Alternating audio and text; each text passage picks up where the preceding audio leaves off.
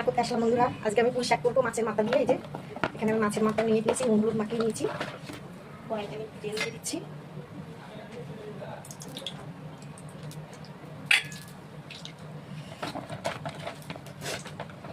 মাথাটা আমি দিয়ে দিচ্ছি।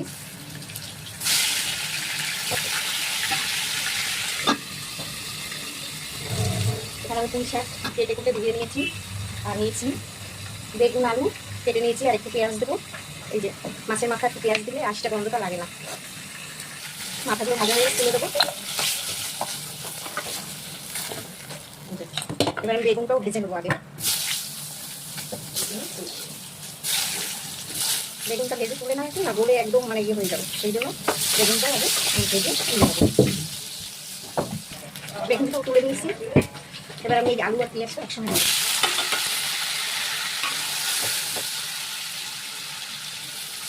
এটা অনেকটা ভালো করে আগে ভেজে নেবো। পেঁয়াজটা আলুটা লাল লাল করে ভাজবো। আলু পেঁয়াজটা আমার অনেক ভাজা হয়ে গেছে একদম।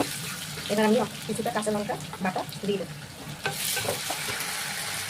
দিয়ে দেবো হলুদ আর স্বাদ মতো নুন দিয়ে দেবো।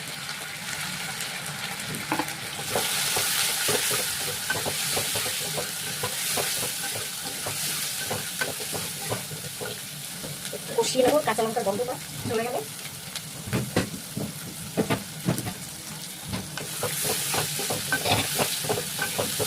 আমার সবসময় মানে বাটার মশলা দিয়ে রান্না করতেই ভালো লাগে। পুরো মশলা দিয়ে আমি না খেতে পারি না একদম। এই জন্য আমি না বেটে বেটে সব রাখি, রান্নার সময় ওইভাবে রান্না করি।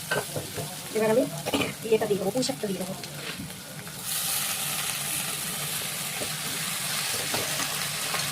পুঁই শাকটা খেতে আমার খুব ভালো লাগে। তোমাদের কার কার ভালো লাগে কমেন্টে জানাবে। পুঁই শাক খেতে কার ভালো লাগে। এইভাবে মাছের মাথা দিয়ে তো আরও বেশি ভালো হয় খেতে। মাছের মাথা তেল মাছ দিয়ে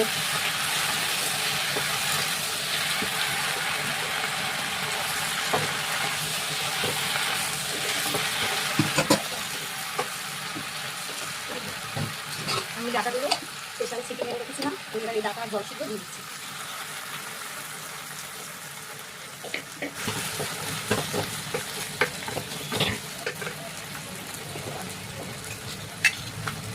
একটু মিষ্টি দিয়ে দিচ্ছি। বেগুনটা আমি একটু পরে দিয়ে দেবো। মাথাগুলো আমি উপর থেকে দিয়ে দিচ্ছি।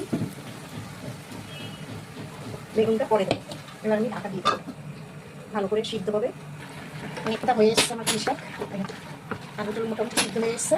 আর একটু করেই নামিয়ে দেবো। তার আগে আমি বেগুনগুলো দিই।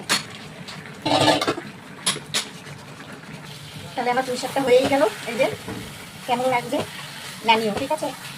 এরকম এবার আমি এটাকে নামিয়ে দেবো। হয়ে গেছে, একদম দরদর শুকিয়ে গেছে, সিদ্ধ হয়ে গেছে। কতটা সুন্দর হয়েছে দেখতে, তো খুবই সুন্দর হয়েছে, খেতেও নিশ্চয়ই সুন্দর হবে। এবার আমি এটাকে নামিয়ে দেবো। এই যে বন্ধুরা দেখো, ভালো লাগলে ঠিক আছে একটা লাইক শেয়ার করে দিও ভিডিওটা। ভালো থাকবে সবাই, আবার দেখা হবে।